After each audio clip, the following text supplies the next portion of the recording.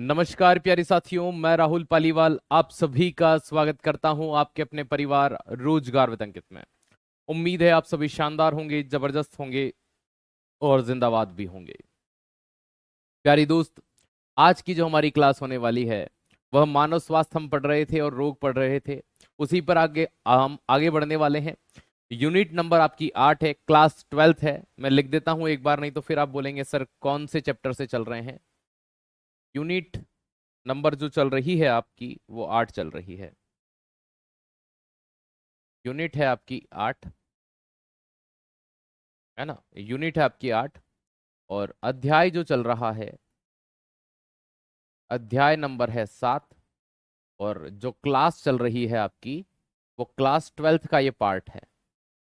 किसका पार्ट है? क्लास 12 का। वेरी गुड इवनिंग, नमस्ते।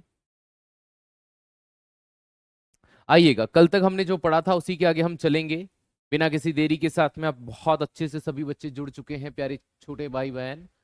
चलिएगा, शानदार, नमस्कार, हेलो सर, हेलो प्यारे दोस्त, कैसे हैं आप? चलिए, good evening, good evening, good evening. मैं बिल्कुल स्वस्थ हूँ, मस्त हूँ, एकदम शानदार, जबरदस्त, जिंदाबाद हूँ। प्यारे दोस्त, अगर आपसे कहा जाए कि स्वस्थ मनुष्य को संक्रमण किस व्यक्ति से हो सकता है, एक स्वस्थ होने की डेफिनेशन मैंने आपको बता दी थी।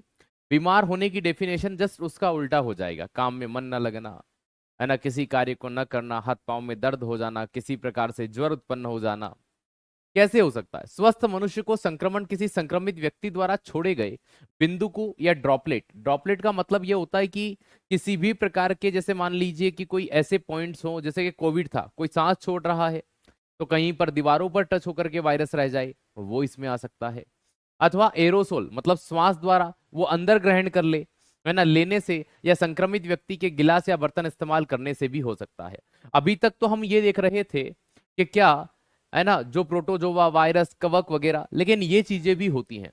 कुछ बच्चे प्यारे दोस्त ये कहेंगे कि सर सारे रोग आप यहाँ पर नहीं पढ़ा रहे हैं। तो देखो, हम चल रहे हैं एनसीईआरटी के अकॉर्डिंग, और अगर आप एनसीईआरटी से बाहर जाकर के किसी चीज की डिमांड करेंगे तो वो यहाँ पर नहीं होने वाली है। आइएगा, मानव में होने वाले कुछ अन्य जीव, है ना, जीवाणुवीय, जीवाणुवीय मतलब बैक्टीरिया, बैक्टीरियल, क्या बोलते हैं इन इंग्लिश में? बैक्टीरियल, बैक्टीरियल रोग भी होते हैं, जैसे अतिसार। अतिसार को आप पैचिस या डाइसेंट्री कहते हैं। भाई जो पेचिस होता है ना, ये एक्चुअल में जीवाणुवीय रोग तो है, लेकिन ये बैक्टीरियल नहीं है। पेचिस की अगर मैं बात करूं, ये प्रोटोजोआ से होने वाला रोग है, लेकिन प्रोटोजोआ भी एक प्रकार का जीव होता है। ये प्रोटोजोआ से होने वाला रोग है, और प्रोटोजोआ को हिंदी में आप परजीवी कहते हैं, छोटे कृमि होते हैं। यहाँ पर प्लेग लिखा हुआ है, डिप्थीरिया लिखा हुआ है, ये जीवाणु और वायरस से होने वाले रोगों में शामिल होते हैं। चलिए, आइएगा, धन्यवाद। अब देखो, मैं आपसे यहाँ पर एक बात करता हूँ, प्यारे दोस्त। कुछ बच्चे सोचते होंगे कि गुरुजी हमें ट्रिक बता दो कि कुछ रोगों को याद करने की। जैसे प्रोटोजोआ को मैं सिर्फ ट्रिक बता रहा हूं, इन रोग को डिस्कशन नहीं करूंगा मैं। आपका ये होमवर्क रहेगा, मैं होमवर्क देता हूं आपको कि इनमें, इन रोगों में आप क्या लिखेंगे। ठीक है, ये आपका होमवर्क है। मैं क्या होमवर्क दे रहा हूं आपको, ये आपको करना रहेगा। प्रोटोजोआ से होने वाले रोग में, प्रोटोजोआ घर पे कामसोप,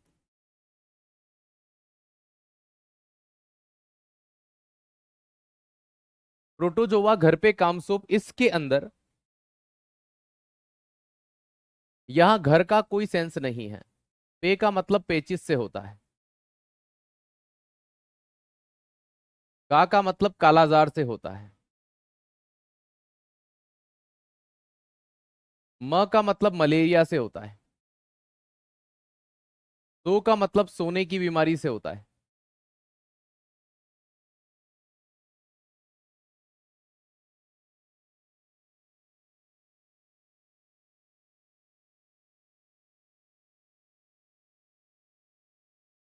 स्लीपिंग सिकनेस। प का मतलब पायरिया होता है।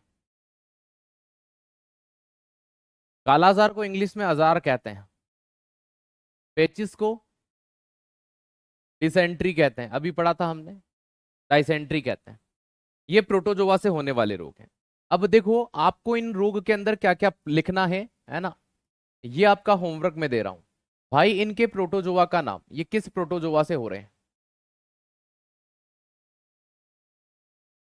है ना। प्रोटोजोआ के ये जो रोग हैं, इन रोग में प्रोटोजोआ का नाम लिखना है। इस प्रोटोजोआ के रोग में कौन सा अंग प्रभावित हो रहा है,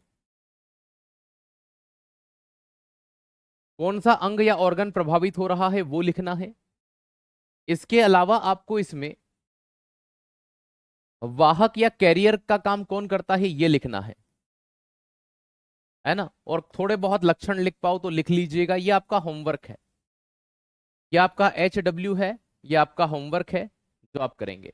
मैं आपको एक कराकर दिखा देता हूं, इनमें से आप जो बता देंगे, इन 5 रोग हैं यहां पर, इन 5 में से जो आप कह देंगे, ये 1, ये 2, है ना, ये 3, ये 4, जिसकी डिमांड ज्यादा आएगी, इन 5 में से इस एक रोग को ये टू दी पॉइंट मैं आपको करा के दिखाऊंगा, बाकी आप खुद स्वयं करेंगे। एक रोग आप बता दीजिए, बाकी आपका होमवर्क रहेगा कि आप इन रोग के बारे में रिसर्च करेंगे। ये इसलिए कह रहा हूं ताकि आप लोग भी इन चीजों के बारे में सीखें कि ये कैसे होते हैं। एक रोग आपकी तरफ से, बाकी मैं कराऊंगा। एक रोग कोई आप डिस्कस कर लीजिए कि कौन सा रोग मैं आपको बताऊं, डिस्कस करके बताइए। ये आप ट्रिक मांग रहे थे, मैंने दे दी। एनसीईआरटी का पार्ट नहीं है प्यारी दोस्त, इसलिए मैं कह रहा हूं कि ये मैं आपको होमवर्क दे रहा हूं। चलिए, अजार कालाजार बाद में बोल रहे हैं, साथ में ही नोट्स बनवाया करो। बेटा नोट्स तो साथ में ही बनाओ ना, मैं कहाँ मना कर रहा हूँ आपको। मैं तो देखो अभी तक 2 स्लाइड पढ़ाई, नोट्स क्या यही चीजें, तो नोट्स में आपको नोट डाउन करनी है, जो एक्स्ट्रा बताते हैं वो भी लिखते हुए बढ़ना है। 2 वाले की डिमांड ज्यादा आ रही है, हजार की, कालाजार की। ठीक है, देखो इस रोग को अगर आप देखोगे तो आपको कैसे लिखना है। सबसे पहले आपको रोग का नाम लिखना है, कालाजार रोग। क्या लिखोगे, कालाजार रोग। और इंग्लिश मीडियम वाले बच्चे हैं तो इंग्लिश में आप AZAR अजार लिख सकते हो। ये रोग है, और इस रोग के प्रोटोजोआ का क्या नाम है जिससे ये रोग मानव में हुआ, तो उसके प्रोटोजोआ का नाम है लिशमेनिया डोनोवानी। लिशमेनिया डोनोवानी, तो इसके प्रोटोजोआ का नाम लिशमेनिया डोनोवानी है। इसमें जो अंग प्रभावित होता है, जो ऑर्गन इसमें इन्फेक्टेड होता है, अगर उस अंग या ऑर्गन की बात करूं तो इसमें हमारी बोन मेरो प्रभावित होती है।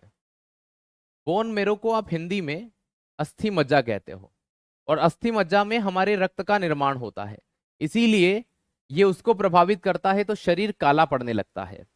तीसरा, इसका वाहक कौन है, वाहक का मतलब जो इसको लेकर घूमता है, इस प्रोटोजोआ को और इंसान तक लाने का काम करता है, कैरियर कौन है। तो इसके कैरियर का जो काम करता है, इसका जो वाहक है वो कौन है, तो याद रखना, इसका जो वाहक है उस वाहक का नाम क्या है, तो याद रखिएगा, है ना। अब अच्छे नोट्स मिल रहे हैं बहुत, मैंने उस, है ना, गुड़िया को बदल दिया है, मैं देख रहा था, मैंने उस गुड़िया को 2-3 बार पुरानी वाली को बोला भी था। देखो हर एक चीज में हम हर एक को सुधार करने का मौका देते हैं, है ना। हमने उनको बहुत टाइम दिया लेकिन वो नहीं कर पाए, तो आपको अब आपको नोट्स अच्छे मिल रहे हैं। ठीक है, अच्छी बात है। वाहक या कैरियर का काम कौन कर रहा है, तो याद रखिएगा, यहां पर करती है बालू मक्खी। कौन करती है, बालू मक्खी। ये बड़ी साइज की मक्खी होती है जो हमारे घरों में पाई जाती है, उससे थोड़ी सी बड़ी होती है। इसे सैंड फ्लाई भी कहा जाता है। क्या कहा जाता है, सैंड फ्लाई कहा जाता है। अब इस रोग में क्या होता है, तो याद रखना, शरीर काला पड़ने लगता है।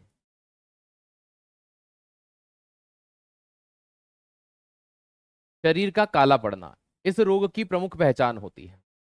इस रोग की प्रमुख क्या होती है, पहचान होती है, याद रखिएगा, है ना।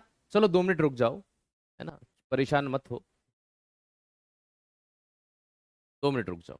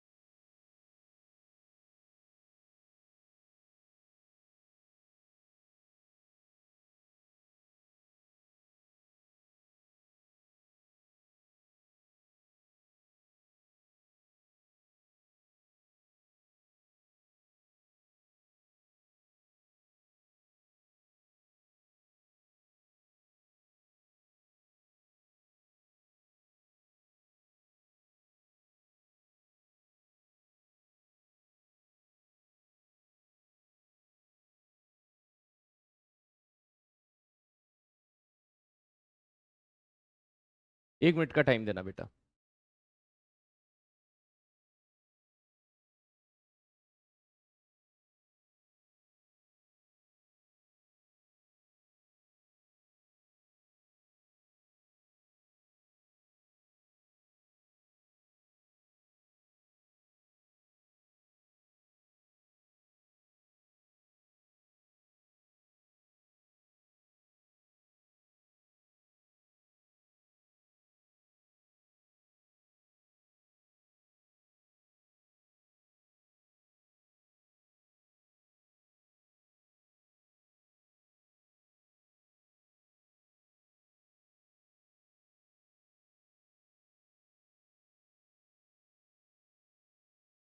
ये देखो, ठीक है, आइएगा। बहुत बढ़िया, क्या बात है। ये देखिएगा, मानव रोग, प्रोटोजोआ से होने वाले रोग में पहला पढ़ाया प्रोटोजोआ से होने वाले। ट्रिक क्या थी? प्रोटोजोआ घर पे काम सोप। प का मतलब पैचिस, का मतलब कालाजार, म का मतलब मलेरिया, सो का मतलब सोने की बीमारी, प का मतलब पायरिया। याद रखिएगा, है ना। ये एक बेस में मैंने पढ़ा रखे हैं। ये नॉर्मली आपको इसलिए बता रहा हूं क्योंकि आप में से कुछ बच्चे डिमांड कर रहे थे, है ना। हालांकि ये एनसीईआरटी का पार्ट नहीं है, मैं अभी बता देता हूँ। कुछ बच्चे अगर किताब देखें कि सर एनसीईआरटी में ये है, ये नहीं है, है ना। एनसीईआरटी का मैं तुरंत शुरू करूंगा, मैं सिर्फ यहाँ डिस्कस करने के बाद। पहला पैचिस या डाइसेंट्री से कहते हैं, प्रोटोजोआ से होने वाला रोग है, और इसके प्रोटोजोआ का नाम है एंटमीबा हिस्टोलिटिका। पायरिया भी प्रोटोजोआ से होने वाला रोग है, मुंह में होता है, लेकिन इसका नाम है एंटमीबा जिंजीवैलिस। इसकी ट्रिक याद करवाते हैं, मुंह में जिंजर का टेस्ट आता है। काई का आता है? जिंजर का। तो इसकी ट्रिक आ जाती है जिंजर, जिंजर जब जिंजीवैलिस से याद रखना, जिंजर, जिंजर का टेस्ट कहाँ आता है? मुंह में। पायरिया रोग कहाँ होता है? मुंह में। मुंह से, है ना, मसूड़े जो होते हैं उनसे खून आना, खून आना, या मसूड़ों से खून आना, याद रखिएगा, याद रखना। तो मसूड़ों या गम से रक्त या ब्लड एवं दुर्गंध का आना इसकी पहचान होती है। विटामिन सी की दवा का उपयोग इसमें आप कर सकते हो, और इसके वाहक या कैरियर कोई भी नहीं होता, इस रोग को कोई भी नहीं फैलाता है। आ जाओ, है ना। पेचिस में क्या होता है? एंटमीबा हिस्टोलिटिका आता है, आंत्र या इंटेस्टाइन इसमें प्रभावित होती है। अब यहां देखना, पेट दर्द होना, आंत्र या इंटेस्टाइन में सूजन आना, बार बार सोच जाना, ये इसकी पहचान होती है, और इसका वाहक या कैरियर नहीं है। तो न तो आपके पेचिस या डायसेंट्री का कोई कैरियर है, न पायरिया का है। न प्यारे दोस्त, दोनों ही रोग प्रोटोजोआ से होते हैं, दोनों ही प से शुरू होते हैं, दोनों के वाहक नहीं है, और इतनी सिमिलरिटी है कि दोनों के प्रोटोजोआ का नाम एंटमीबा, एंटमीबा। बस इधर हिस्टोलिटिका उधर जिंजीवैलिस आता है, इधर हिस्टोलिटिका उधर जिंजीवैलिस आता है। ये पॉइंट याद रखना, है ना। तो ये आपके दो रोग कंप्लीट हुए प्रोटोजोआ के। फिर मलेरिया। मलेरिया जो होता है मच्छर के काटने से होता है, ये आपने पढ़ रखा है अच्छे से। लेकिन मच्छर अगर आपको 100 बार भी काट ले तो मलेरिया होगा क्या? मच्छर अगर 100 बार काट रहा है, उसके डंक के अंदर उसका प्रोटोजोआ होना चाहिए मलेरिया का, तो ही होगा, नहीं तो नहीं होगा। कौन सा? Plasmodium vivax. इस प्रोटोजोआ से होता है, नहीं तो ये मादा एनाफिलिस तुमको 100 बार भी काट लेगा तो क्या होगा? मलेरिया नहीं होगा। उस प्लाज्मोडियम वाइवेक्स उस मादा एनाफिलिस के डंक के अंदर होना चाहिए, तो ही ये रोग आपको देखने को मिलेगा। याद रखना, इसमें प्लीहा प्रभावित होती है और आरबीसी की संख्या में कमी आती है। क्या आती है? आरबीसी की संख्या में कमी आने लगती है। तो ये याद रखना, तो आरबीसी की संख्या में कमी होती है, और वाहक का काम कौन करती है? मादा एनाफिलिस मच्छर करता है ना। ये नोट्स में मिल जाएगा, मैंने दे ही दिया ना, अब तो मैंने स्लाइड ही लगा दी है पूरी, है ना। तो ये पीडीएफ में भी मिल जाएगा आपको, ठीक है। क्योंकि वो बच्चे बोल रहे थे सर हमको ये वाला रोग नहीं, हमको ये वाला करा के दो उदाहरण में, तो फिर मैं क्या ही कर सकता था। चलिए, याद रखिएगा। तो ये मादा एनाफिलिस, है ना, ठंड के साथ बुखार आना, बदन दर्द होना, जोड़ों का दर्द होना, ये इसमें देखा जाता है। अजार आता है, कालाजार आता है। अब यहां पर देखो, कालाजार में मुख्य रूप से लिशमेनिया डोनोवानी इसका प्रोटोजोआ होता है, और वाहक इसकी बालू मक्खिया सेंट्राई होती है। मैं आपको अजार ही पढ़ा रहा था, लेकिन बीच बीच में डिमांड आने लग गई, तो ये याद रखिएगा। हाँ, बुक में भेज दूंगा, है ना। अंग या ऑर्गन कौन से होते हैं? तो याद रखना, अस्थि मज्जा या बोन मेरो इसमें प्रभावित होती है, और बोन मेरो प्रभावित होती है तो शरीर काला पड़ने लगता है और बहुत तेज बुखार आता है। तो ये याद रखिएगा बेटा, ये मैं आपको सिर्फ बता रहा हूं। आप इनको चाहो, इनको थोड़ा बाद में नोट कर लेना, इनके लिए सिर्फ 2 पेज की जगह छोड़ दो, क्योंकि मैं एनसीईआरटी पढ़ा रहा हूं, ये वाला डाटा नहीं, ठीक है। तो इसके लिए 2 पेज की आप जगह छोड़ देना, ठीक है। आइएगा, नंबर 4 और लास्ट, सोने की बीमारी। भाई इसके वाहक का जो नाम है वो है सीसी मक्खी। मतलब ये जो रोग फैलाने का काम करती है सीसी मक्खी करती है। बेटा मच्छर जो है ना वो सिर्फ एक देखो, मैं एक उदाहरण देता हूं। आपने है ना क्या किया है, आप उल्टा समझ लेते हो मच्छर से ही रोग हो रहा है। अरे हर मच्छर क्या करता है याद रखना, खून नहीं फैलाता है ना, याद रखना, खून नहीं फैलाता। होमवर्क नहीं, होमवर्क तो फिर भी करना पड़ेगा, ये आपको बाद में नोट करना है घर पर, अभी समय नहीं दूंगा मैं इसके लिए। होमवर्क से मैंने छुट्टी करवा दी, आपको सारा डाटा दे दिया, तो इतना काम तो आपका घर पे बनता है कि इसको आप बाद में नोट करेंगे। ठीक है, आ जाओ इधर। देखो पहले सोने की बीमारी में उसके प्रोटोजोआ का नाम है ट्रिप्नोसोम गेबियंस। देखो इसकी ट्रिक है ट्रिप्नोसोम, इसको ऐसे याद रखना जहां पर ट्रिपल सोना हो जाए, भाई सोना ही सोना, सोना 3 गुना हो गया, 3 गुना तक सोएंगे, 3 गुना तक सोएंगे, याद रखना। ठीक है, तो 3 गुना तक सोने का जहां पर हो जाए तो वो क्या होता है, सोने की बीमारी। अब आप में से कुछ कहेंगे सर हमको है ये रोग क्योंकि हम बहुत सोते हैं, हम बहुत सोते हैं, याद रखिएगा। तो प्यारे दोस्त इसमें कौन सा अंग प्रभावित होता है, मस्तिष्क, क्योंकि मस्तिष्क सही से काम नहीं करता और आदमी को देह नींद बहुत नींद आती है। और साथ में याद रखना, अगर आपको इसके अलावा एक चीज और हो रही है, अगर आपका मानसिक संतुलन बिगड़ चुका है, आपका मानसिक संतुलन बिगड़ चुका है, तो आप इस रोग से प्रभावित हैं, अन्यथा आप इस रोग से प्रभावित नहीं हैं। ठीक है, तो ये 5 रोग की मैंने डिटेल बताई है, आपको इनको देखना होगा, है ना। ये वनडे एग्जाम के रिलेटेड पॉइंट्स थे, लेकिन मैंने आपको ये बता दिए। अब हुआ क्या है कि भाई इसमें मुझे वापस से मेरी स्लाइड्स एड करनी पड़ेगी।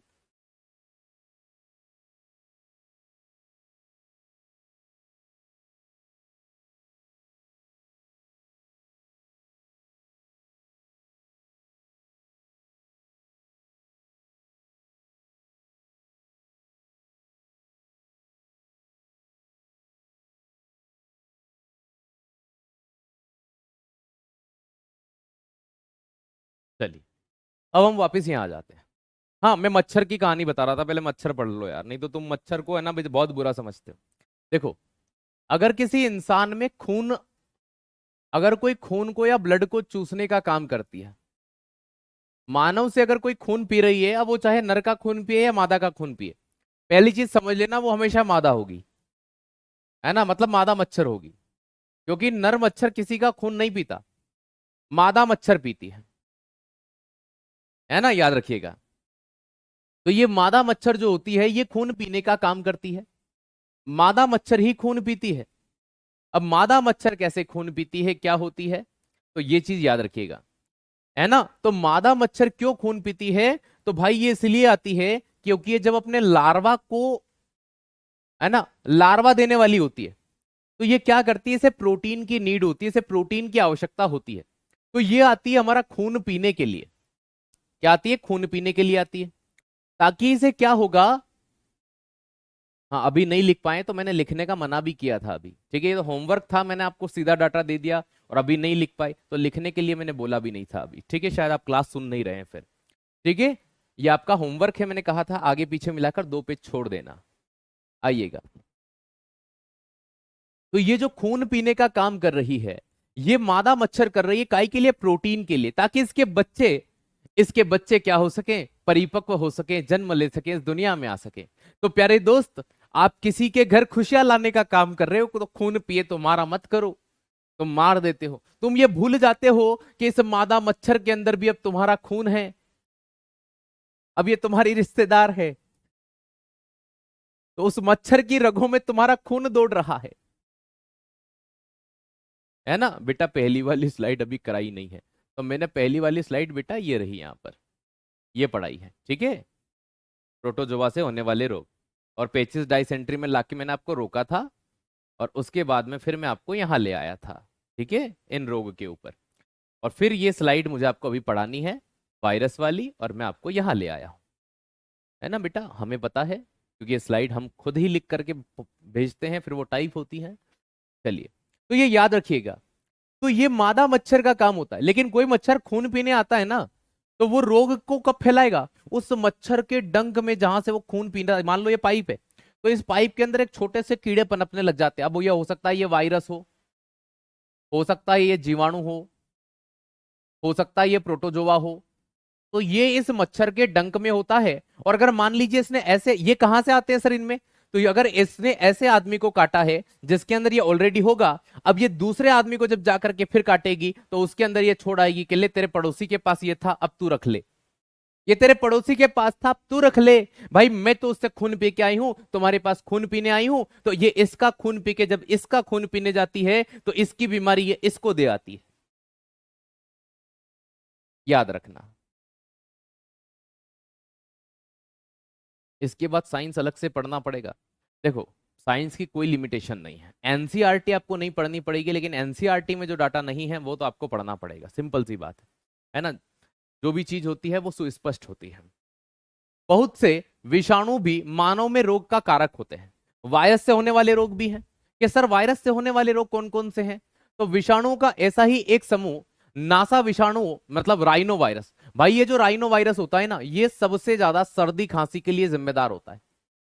सर्दी खांसी, ये जो वायरल इन्फेक्शन होते हैं उसके लिए राइनो वायरस जिम्मेदार। वो कहते हैं ना, आपने सुना होगा कि वायरल फीवर आया है ना, कैसे पता चलेगा मादा काट रही है? अबे घनचक्कर, इनको कहते हैं कि दिमाग ना होना। जब मैंने कहा कि खून हमेशा मादा ही काट रही है, तो बेटा अगर फिर भी तुमको समझ में नहीं आए तो मैं तुमको दूसरी बात समझाता हूं। अगर देखो, अगर तुम्हें कोई तुम्हारा खून चूस रही है, ठीक है, खून चूस रही है, तो वो मादा मच्छर होगा। और बेटा अगर वो चूस रहा होगा तो बेटा वो नर मच्छर होगा। ठीक है, अगर वो समझ में नहीं आया तो मैंने लिख दिया, अगर खून चूस रही है तो मादा मच्छर है, खून चूस रहा है तो वो नर मच्छर होगा। ठीक बेटा, क्यों तुम जाके पोगो चैनल देखो, मत पढ़ो। चलिए, नर मच्छर हमेशा जो होते हैं ना, है ना, मेल मॉस्किटो जो होते हैं वो हमेशा प्लांट का या पौधों का रस चूसकर अपना जीवन यापन करते हैं, किसी का खून नहीं चूसते वो। जब बताया है कि सिर्फ मादा आएगी तो फिर नर है कि मादा कैसे पता चलेगा? बताओ।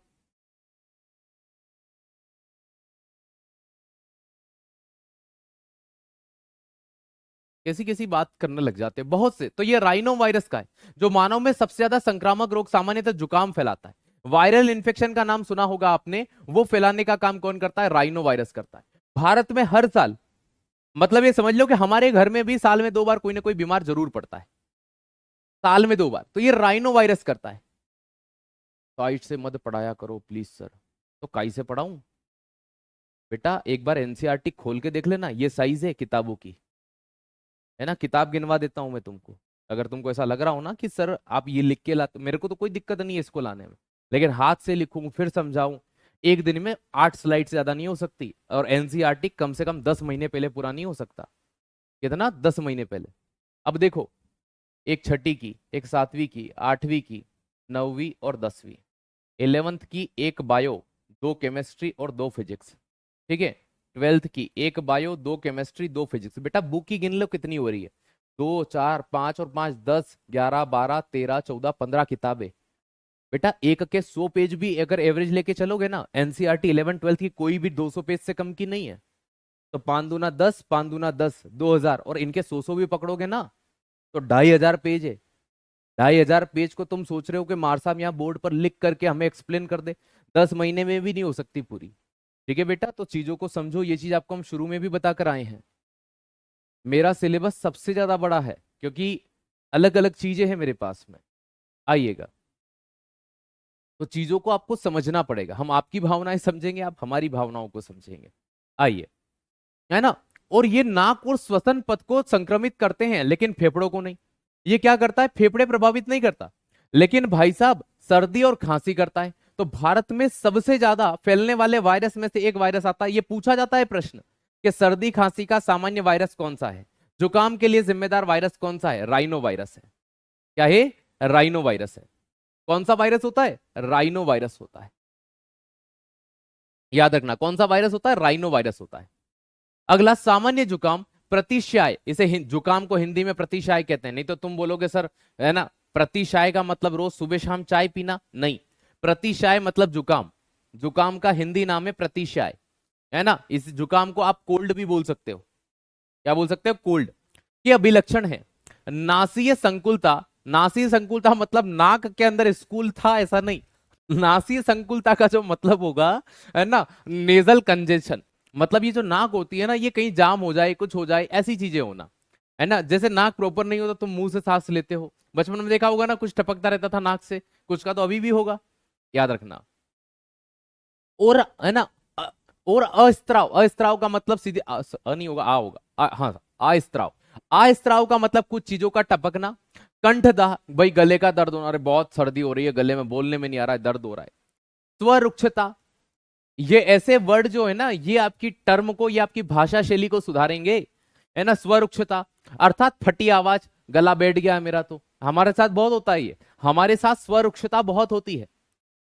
स्वरुक्षता क्यों बहुत होती है? क्योंकि हम कभी कभी जब बोलते हैं ना, कभी गला सही नहीं, ठंडा गर्म पीने में आ जाए, हमको गले का बहुत ध्यान रखना पड़ता है, क्योंकि हमें पता है अगर नहीं रखा गया तो फटी आवाज, कल बेस खत्म हो जाएगा, फिर उधर से सर आवाज बढ़ाओ, अरे कहाँ बढ़ाओ, यहाँ गला खुद का ही खराब पड़ा हुआ है।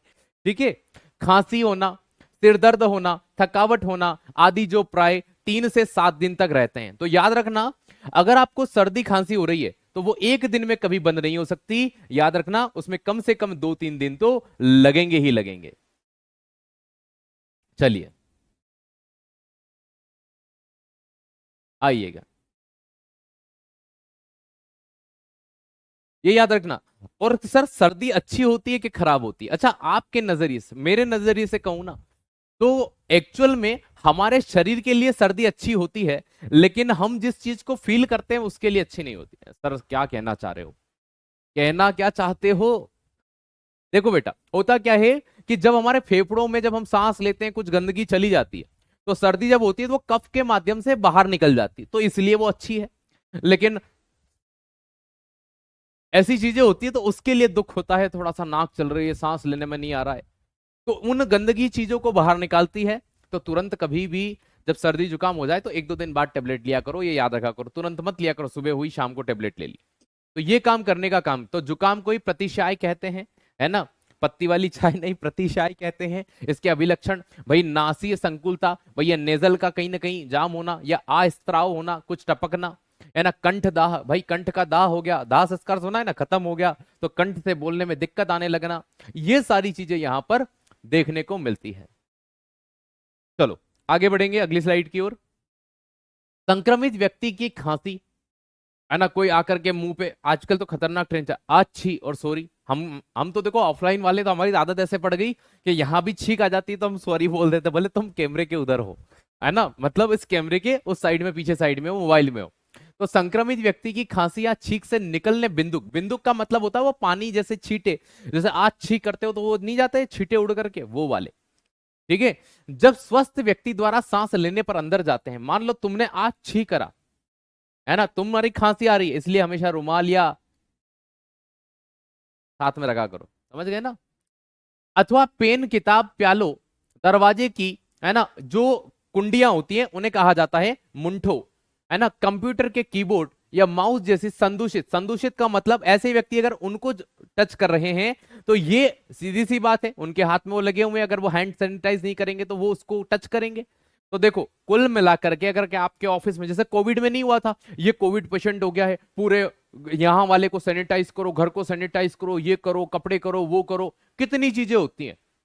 तो भाई साहब सेम चीज वो यहां पर दर्शाना चाह रहे हैं कि अगर कोई खांस रहा है, छींक रहा है, मास्क पहनो, ये पहनो, हैंड सैनिटाइज करो, सब्जियां धो धो के, भाई साहब सब्जियों के छिलन उतार देते, ऐसे ही धो रहे थे शुरू शुरू में, तो बताओ, है ना। संपर्क में आता है तो उसे भी संक्रमण हो जाता है, इन्फेक्शन हो जाता है। तो उस संक्रमण से बचने के लिए, याद रखना, संक्रमण से बचने के लिए ये उपाय फॉलोअप करने चाहिए। लेकिन अगर किसी एक को वायरल इन्फेक्शन हुआ, अगर मान लीजिए आप किसी ऑफिस में हैं या किसी लाइब्रेरी में हैं, कहीं और बैठे हैं, और वो वायरल इन्फेक्शन में टेबलेट ली नहीं उसने, भाई साहब रोज आके अच्छी अच्छी कर रहा है, तो ये समझ लेना कि उस लाइब्रेरी की सीट में 10-12 2-4 दिनों के अंदर अच्छी अच्छी करते हुए आपको मिल जाएंगे। क्यों? क्योंकि वो बैठा वही है, वो अच्छी कर रहा है, तो कुछ कण निकल वही रहे हैं, और दूसरे ग्रहण भी वहीं से कर रहे हैं, और वो जहां जा रहा है पानी पीने वहां टच कर रहा है, डोर पे टच कर रहा है, अब तुम भी वहीं टच कर रहे हो, तुम बाहर जा रहे हो, तो 1-2 दिन बाद में भाई वहां लाइब्रेरी में तुमको 2-4 और मिलने लग जाएंगे अच्छी अच्छी करते समय, याद रखिएगा। तो ये आपको बहुत अच्छे से पता भी है। मानव में कुछ रोग प्रोटोजोआ से भी होते हैं, भाई साहब पढ़ा दिए मैंने, मैंने पढ़ा दिए, प्रोटोजोआ से होते हैं, है ना। जैसे आपने मलेरिया के बारे में सुना होगा, हाँ सर सुना है मलेरिया के बारे में, अभी थोड़ी देर पहले आपने सुनाया है। क्या सुनाया है कि मलेरिया जो रोग है ना वो प्रोटोजोआ से होता है। इसके प्रोटोजोआ का नाम प्लाज्मोडियम वाइवेक्स है। मादा एनाफिलिस काटती है। कौन काटती है? मादा एनाफिलिस काटती है, तो ये रोग होता है, याद रखना, है ना। एक ऐसा रोग है जिससे मनुष्य कई सालों से लड़ता आ रहा है। अब ये नहीं है कि जंग पे गोला बारूद से लड़ रहे हैं, अरे भाई ये खत्म नहीं हो रहा है इस देश से। क्यों? क्योंकि इसका जो प्रोटोजोआ है ना, ये एक व्यक्ति ठीक होता है तो ये दूसरे में चले जाता है, दूसरा ठीक होता है तीसरे में चले जाता है, तीसरा ठीक होता है चौथे में चले जाता है। ये खत्म नहीं हो रहा है इस दुनिया से। कौन? मलेरिया। ठीक है, आप कुछ और मत सुनना, ठीक है, याद रखना मलेरिया, है ना। प्लाज्मोडियम नामक एक बहुत ही छोटा सा प्रोटोजोआ इस रोग के लिए उत्तरदायी है। देखो मच्छर उत्तरदायी नहीं है, ये प्रोटोजोआ प्लाज्मोडियम वाइवेक्स उत्तरदायी है। अब ये जो प्लाज्मोडियम वाइवेक्स उत्तरदायी है ना, याद रखना सर वनडे एग्जाम के लिए काफी है इतनी साइंस। नहीं बेटा, आप वनडे एग्जाम की ही साइंस पढ़ो, वो काफी है ना। ये पीसीएस के लिए ही रहने दो, ठीक है। आइएगा, प्लाज्मोडियम की विभिन्न जातियां, जैसे वाइवेक्स, ये प्लाज्मोडियम वाइवेक्स सबसे ज्यादा प्रभावित करता है। प्लाज्मोडियम मलेरियाई, ये मलेरिया के लिए ये भी जिम्मेदार होता है। प्लाज्मोडियम फेल्सीपेरम, ये तीनों मलेरिया उत्पन्न कर सकते हैं।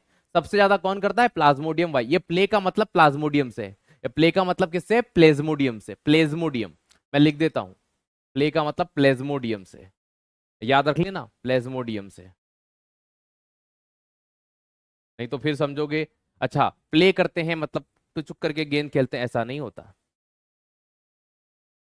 है ना। के लिए उत्तरदायी है। इनमें से प्लाज्मोडियम फेल्सीपेरम द्वारा होने वाला दुर्दम, दुर्दम का मतलब क्या हो जाता है? ये है ना, ये दुर्दम है बेटा, यहाँ ऊ की मात्रा है, दुर्दम, मेलिग्नेट, है ना, सबसे गंभीर है और घातक है।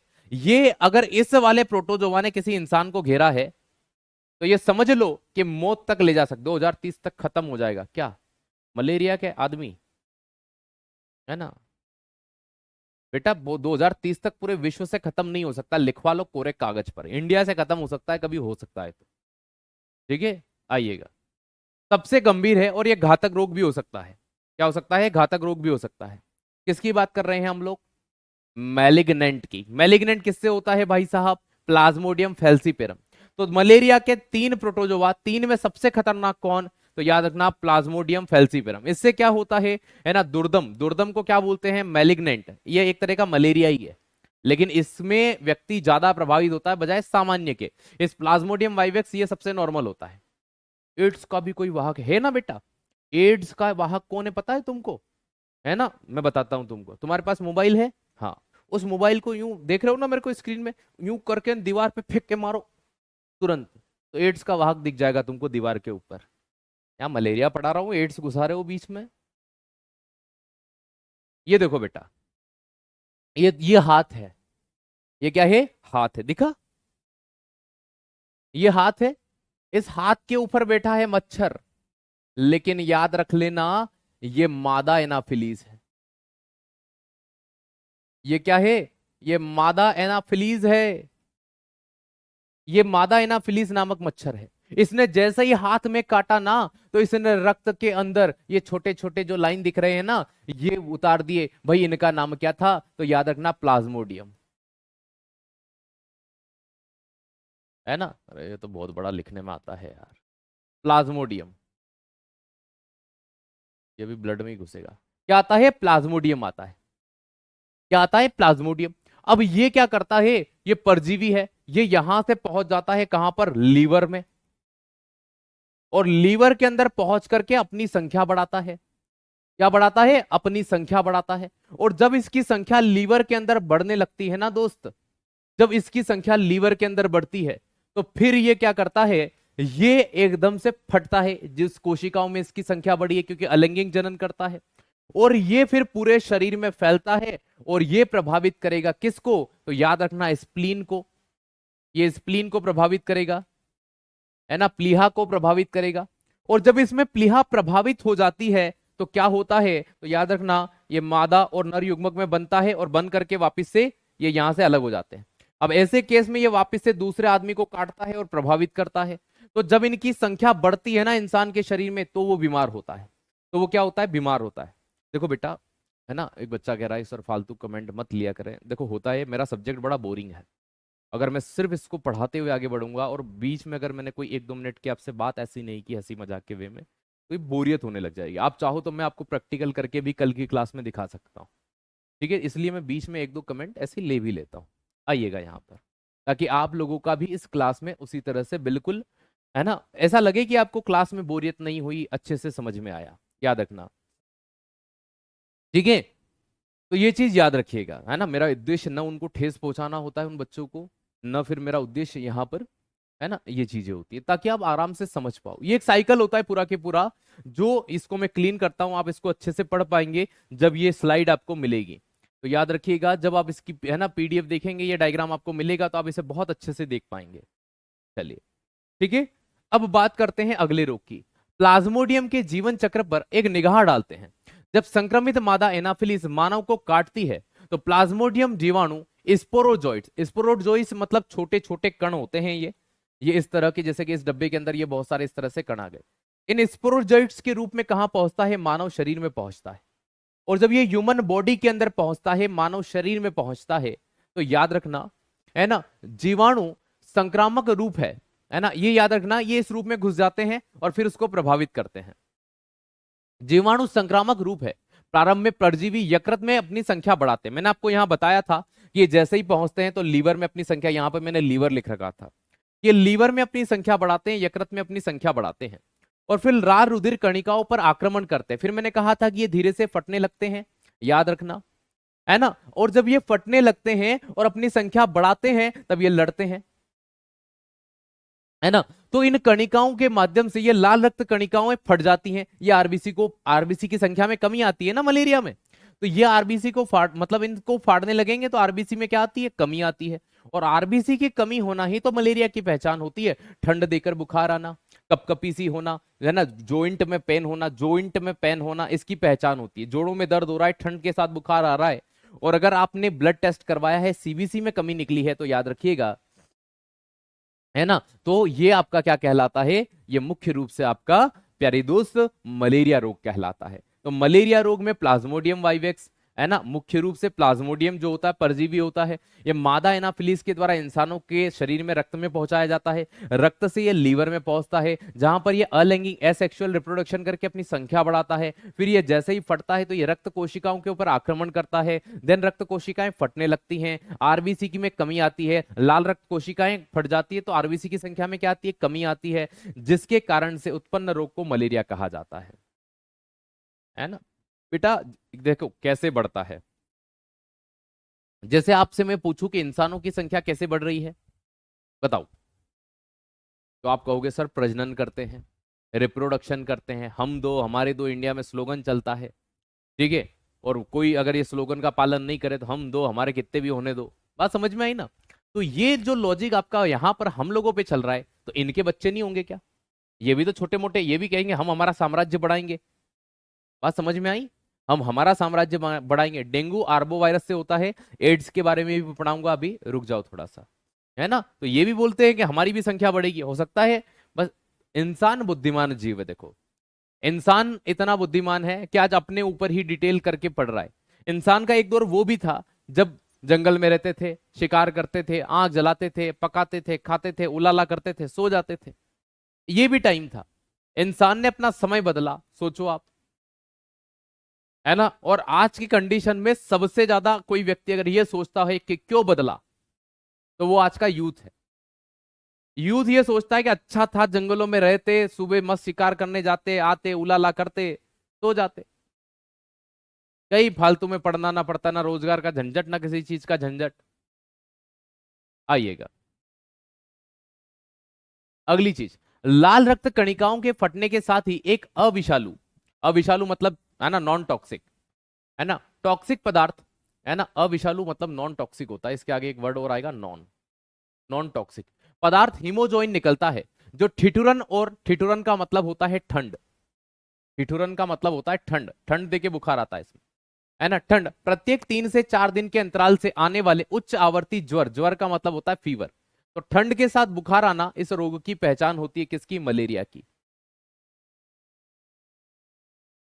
जब मादा एनाफिलिस मच्छर किसी संक्रमित व्यक्ति को काटती है तब परजीवी उसके शरीर में प्रवेश कर जाते हैं और उनका आगे परिवर्धन परिवर्धन मतलब ट्रांसपोर्ट करने का ये काम करेगी। ये परजीवी मच्छर में बहुसंख्यात्मक रूप से बढ़ते रहते हैं और जीवाणुज बन जाते हैं और उसकी लार ग्रंथियों में जमा हो जाते हैं। किसकी लार ग्रंथि में? ये मच्छर को भी नहीं छोड़ रहे हैं भाई, इंसान को क्या ही छोड़ेंगे, ये मच्छर की लार ग्रंथियों में पाए जाते हैं। और मच्छर जैसे ही काटने जाता है, मच्छर जैसे ही काटने जाता है तो ये इंसान के अंदर भी इसको इंजेक्ट करा देते हैं, प्रवेश करवा देते हैं, है ना। तो ये मच्छरों के अंदर भी इनकी संख्या को बढ़ाने का काम करते हैं। हम पढ़ रहे हैं मलेरिया के बारे में। किसके बारे में? मलेरिया। जब यह मच्छर किसी मानव को काटता है तो जीवाणु जो उसके शरीर में प्रवेश कर जाते हैं। इस प्रकार ऊपर वर्णित घटना आरंभ हो जाती है। फिर यही, फिर काटेगा, फिर वो होगा, फिर दूसरे में होगा, फिर तीसरे में होगा, चौथे में होगा, यह सीक्वेंस चलता रहता है। यह दिलचस्प बात है कि मलेरिया परजीवी को अपना जीवन चक्र पूरा करने के लिए मनुष्य और मच्छर दो परपोषियों की ही जरूरत पड़ती है। बताओ, फिर भी इन दोनों ने मिलकर के, किनने भाई साहब? मानव और मच्छर। अगर ये एक दूसरे के संपर्क में आना बंद हो जाए तो ये परजीवी भाई साहब जिंदा ही नहीं रह पाएगा। बात समझ में आई कि नहीं आई? मादा एनाफिलीज रोगवाहक अर्थात रोग का संचरण करने वाली भी है। तो रोगों को फैलाने का काम मादा एनाफिलीज करती है। मैंने आपको पहले ही कहा था, बेचारा इसका कोई दोष नहीं है, ये तो एक तरह का ट्रक ड्राइवर का काम करती है। तुमको वहां जाना है उस इंसान में, चलो मैं घुमा के लाती हूँ, ट्रिंग। अच्छा, इस इंसान में जाता हूं, मैं घुमा के लाती हूँ, ट्रिंग। ये एक बस इधर उधर घूमती रहती है। बात समझ में आई? तो ये रोगवाहक है, ये डिसीज के कैरियर का काम करती है, रोगवाहक का काम करती है। देखो, कुल मिलाकर के वो जो 4 पॉइंट लिखे थे ना मलेरिया में, उसी की रामायण है ये, 2 एक पेज की। तो आप चाहो तो इन्हें इसे लिख लेना, और नहीं चाहो तो वो 4 लाइन भी लिख सकते हो जो शुरू में पड़ी थी। चलिए, मानव की बृहद आंत्र में पाए जाने वाले एंट अमीबा हिस्टोलिटिका नामक प्रोटोजोआ। एंट अमीबा हिस्टोलिटिका से आपको क्या हुआ था? मैंने बताया था, पेचिस हुआ था, डाइसेंट्री हुआ था, आंत उसमें प्रभावित होती है और उसमें दस्त वगैरह लगना कॉमन चीज होती है ना। अमीबन या अमीबियसिस या अमीबी अतिसार होता है। अतिसार का मतलब ही दस्त होता है भाई, हो ध्यान रखना, दस्त लग जाते हैं इसमें, है ना। उल्टी दस्त कभी एक साथ नहीं होनी चाहिए, ये सबसे ज्यादा कमजोरी आ जाता है। वो एक बार की इंसान को उल्टी हो जाए या एक ही चीज हो, दस्त, तो कम से कम आदमी में एनर्जी बनी रहती थोड़ी बहुत। लेकिन अगर उल्टी और दस्त एक साथ हो गई तो भाई साहब शरीर में पानी की बहुत ज्यादा कमी होती है, क्योंकि दोनों साइड से जाता है। तो ये चीज याद रखिएगा, इसमें दस्त लगती है, आंतों के अंदर इंटेस्टाइन प्रभावित होती है, सूजन आने लगती है। और अगर किसी कारणवश ऐसे इंसान की आंत फट जाए, इन किसके कारण? इस प्रोटोजोआ के कारण। कौन सा? एंट अमीबा हिस्टोलिटिका। तो वो मर तक सकता है, समय पे इलाज नहीं करवाओ तो मर तक सकता है। अगला रोग चल रहा है हमारा, वो याद रखिएगा। एंट अमीबा हिस्टोलिटिका नामक प्रोटोजोआ परजीवी से अमीबुप्ता या अमीबियसिस या अमीबी अतिसार होता है। कोष्ठबद्धता मतलब सबसे पहले कब्ज लगने लगती है, कब्ज के बाद में अगर नहीं जमेगा मामला तो फिर दस्त लगने लगती है। उदरीय पीड़ा, उदरीय पीड़ा मतलब पेट दर्द, है ना। नहीं तो समझ में नहीं आएगा कि सर उदरीय क्या होता है। उदर की पीड़ा अलग होती है, इधर की पीड़ा अलग होती है क्या? ऐठन का मतलब पेट में पड़ने वाली मरोड़, है ना। मरोड़ का मतलब इस तरह से कि आंतें जो होती है वो हार्ड होने लगती है, सूजन आने लगती है, दर्द होने लगता है। अत्यधिक श्लेष्म मल और रक्त के थक्के वाला मल इस रोग के साथ निकलने लगता है, इसी को अतिसार कहते हैं। दस्त आने लगता है और कभी कभी ब्लड भी आने लग जाता है। हाँ, थोड़े नहीं, मैं बहुत गुस्सेल हूँ, वो तीसरी आंख भी खुल जाती है मेरी। ठीक है। अरे बेटा, आप खुद सोचो ना, अगर अगर यहाँ पर अभी, है ना, 1000 बच्चा देख रहा है ना, 1000 बच्चा ही है, एक देख रहा है। तो मुझे एक बात बताओ कि अगर हर बच्चा ये कहे कि सर ये रोग बता दो, ये रोग बता दो, तो प्यारी दोस्त, कभी आप ईमानदारी से सोचो कि आप पढ़ पाओगे? क्या आपकी क्लास प्रॉपर हो पाएगी? है ना। आपको ये लगा कि हमने ये पूछा, सर ने ये बताया नहीं, जो चल रहा है उसमें कुछ समझ में नहीं आए तो पूछो, तो आप कुछ नया पूछ रहे हो, तो ये पॉसिबल नहीं हो सकता। देखो, मैं आपको बहुत अच्छा उदाहरण समझाता हूँ। आपके घर में शादी हो रही है, आपको ये जिज्ञासा उठी, आपके भाई के फेरे चल रहे हैं, तो आपने पंडित जी से बोला, पंडित जी ये फेरे रोक दो, एक बार श्राद्ध के मंत्र सुना दो तो कैसे होते हैं। पंडित जी सुनाएंगे क्या? पंडित जी सुनाएंगे क्या, बताओ? ये ठीक, आप वो वैसी बात कर रहे हो यहाँ पर, है ना। ऐसा नहीं है कि उनको नहीं आता है, उनको आते हैं, श्राद्ध के भी आते हैं, शादी के भी आते हैं, लेकिन उन्हें पता है कि उस समय उन्हें क्या करना है। आइएगा, है ना। ऐठन, अत्यधिक श्लेष्म मल, रक्त के थक्के वाला मल इस रोग के लक्षण है। घरेलू मक्खियां ये है ना, घरेलू मक्खियां इस रोग की वाहक होती हैं, कभी कभी फैलाने का काम कर देती हैं, याद रखना। क्योंकि ये मक्खियां एक जगह से दूसरी जगह गंदगी को बिठा देती हैं, ये मल से फैलता है। क्योंकि अगर ऐसी मक्खियां इस मल के ऊपर, दस्त के ऊपर जाके बैठेगी और वही वापस से आकर खाने के ऊपर बैठ जाएगी, तो याद रखना ये रोग फैलेगा। कौन सा? है ना, वैसे मक्खियों के अंदर नहीं होता कि मक्खियां इसको फैलाएगी, तो ये इसको फैलाने का काम करता है। चलो, बहुत बेहतरीन। सामान्य गोलकृमि, गोलकृमि को आप देखो, दो तरह के कीड़े होते हैं। गोलकृमि जिसमें आते हैं उन्हें कहते हैं एस्केलमंथीज।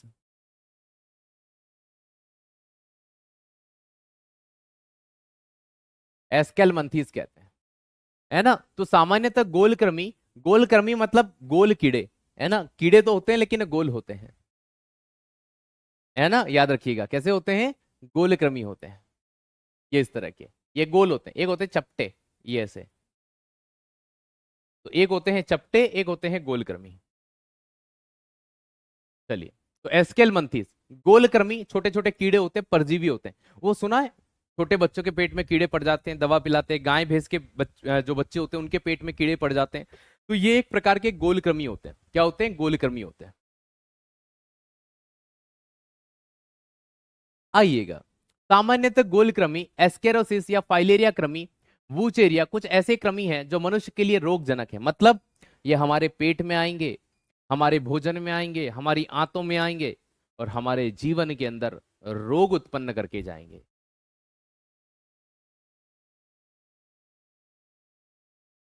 आइएगा, आंत्र परजीवी एस्केरिसिस, है ना। ये देखो, इस परजीवी का नाम, पैरासाइट का नाम क्या है?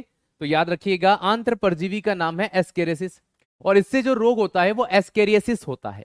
कौन सा होता है? एस्केरिसिस। ये इसी का नाम है, एस्केरिस्ता, है ना। ये मत समझ, एस्केरिस्ता इसका रिश्ता हो गया, ऐसा नहीं, है ना। एस्केरिस्ता ये मत याद रखना। एस्केरियसिस हमारी एग्जाम में ये वर्ड आता है, कभी आता है ना, कि एस्केरिसिस रोग किससे होता है, तो याद रखना एस्केर, है ना, एस्कारिस या एस्केरियोसिस नामक प्रोटोजोवा से। आइएगा,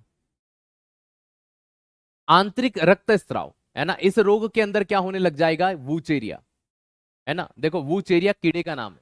वूचेरिया से जो होता है, वूचेरिया ब्रेंकाफ्टी, ये उसका पूरा नाम है ना। यहाँ तो लिखा हुआ ही नहीं है।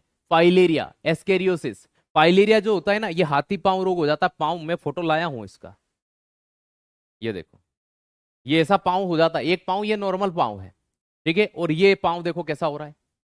तो ये जो हो जाता है, इस रोग का नाम है हाथी पांव रोग, है ना। इस तरह का पांव हो जाता है, एक पांव। ये मच्छर बताओ, एक मच्छर ने टांग में काटा और फिर ये रोग हो गया। मच्छर ने काटा और ये हो गया। अभी मलेरिया के बारे में बता रहे थे, मलेरिया खत्म हो गया ना बेटा। मलेरिया तो यही खत्म हो गया था जब मैंने यहाँ शुरू किया। दिलचस्प बात है, एनाफिलीज खत्म हो गया। ये है ना, ये एक वर्ड, इस प्रकार ऊपर वर्णित घटना वापिस से प्रारंभ हो जाती है। तो ऊपर वर्णित घटना फिर से शुरू हो रही है, मतलब अब खत्म हो गया। और फिर दिलचस्प बात पे आ गए, और फिर हमने यहाँ से शुरू कर दिया कि भाई साहब अब हम क्या पढ़ रहे हैं? प्रोटोजोआ के बारे में। तो प्रोटोजोआ के बारे में हम ऑलरेडी पढ़ चुके थे। अब हम यहाँ से गोलकृमियों के बारे में पढ़ना शुरू कर दिया। ये हेडिंग दिख रहे हो ना आपको, ये हेडिंग है। चलिए, चलो मैं इससे ज्यादा नहीं कराऊंगा, नहीं तो फिर ऊपर निकल जाए। यहाँ से हम कल करेंगे, यहाँ से हम कल करेंगे। हाँ, अब जो जो पूछना है आप पूछ लो। यहाँ से मैं इसकी स्लाइड बढ़ा देता हूँ ताकि मुझे ये पता रहे कि कहाँ तक। एक बच्चा जो कह रहा था ना एड्स के बारे में, बेटा वो भी है आपका, है ना वो, लेकिन वो कहाँ पर है अभी? यहाँ नीचे अगले में होगा शायद। एड्स भी है ना। तो एड्स से कैसे बचा जाए, क्या उसके पॉइंट्स हो सकते हैं?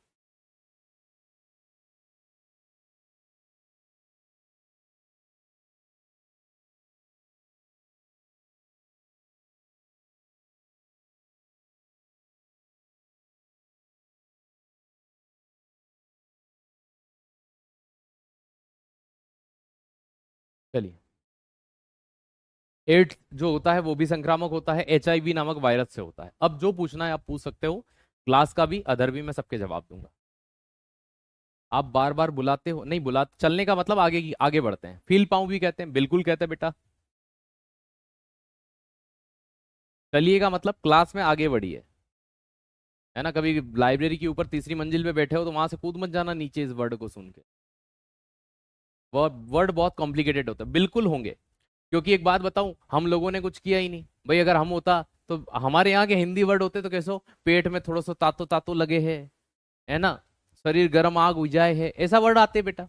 लेकिन हम लोगों ने कुछ किया ही नहीं, आधे से ज्यादा वो साइंस तो कहाँ की देन, 80% तो वर्ड्स कहाँ के हैं, लेटिन या ग्रीक के हैं, तो वो उसमें हम कुछ नहीं कर सकते। स्प्लीन बता दीजिए, स्प्लीन यहाँ होता है, ये इस साइड में स्प्लीन होती है, याद रखना, जहां पर आरबीसी का कब्रिस्तान कहते हैं, आरबीसी जहां मरती है, स्प्लीन हमारे शरीर का एक अंग होता है। चलिए, कैंसर से कैसे बच सकते हैं, कोई तरीका नहीं है। कैंसर अगर हो गया तो भाई साहब हो गया, प्रारंभिक स्टेज में उसका इलाज है।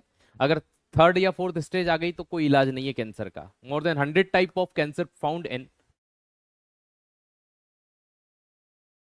एड्स गलत सेक्सुअल संबंध से हो सकते हैं, गलत ब्लड ट्रांसफर से हो सकते हैं, एक इंजेक्शन 10 आदमी में लगाने से हो सकते हैं, अगर कोई एक एड्स पेशेंट आ गया तो हो सकते हैं, बहुत सारी चीजें हैं। चलिए, मच्छर का डंक नहीं टूटता है, कारण क्या है, हमारी स्किन का कारण है भाई। हमारी स्किन इतनी सॉफ्ट होती है कि वो इतना शार्प होता है, आसानी से प्रवेश कर जाता है। आज की क्लास अच्छी थी, रोज ही अच्छी होती है। मन चंगा तो कठौती में गंगा। क्लास में नोट्स नहीं बना समझते हैं तो बना नहीं पाते, तो कोई दिक्कत नहीं, बाद में बना लिया करो। हाथी पांव हो जाए तो ठीक हो सकता है, हाँ हो सकता है, कोई दिक्कत नहीं, समय लगता है हाथी पांव में पर।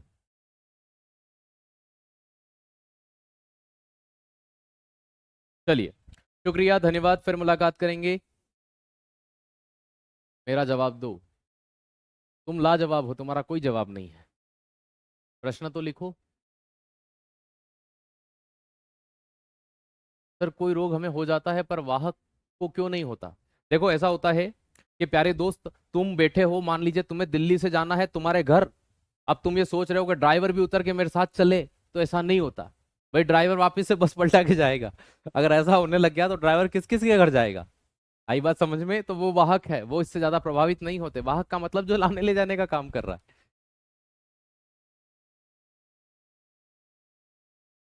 भाई तुम्हारे कमेंट हवा में चल रहे हैं, अब मैं पकड़ ही नहीं पा रहा हूँ।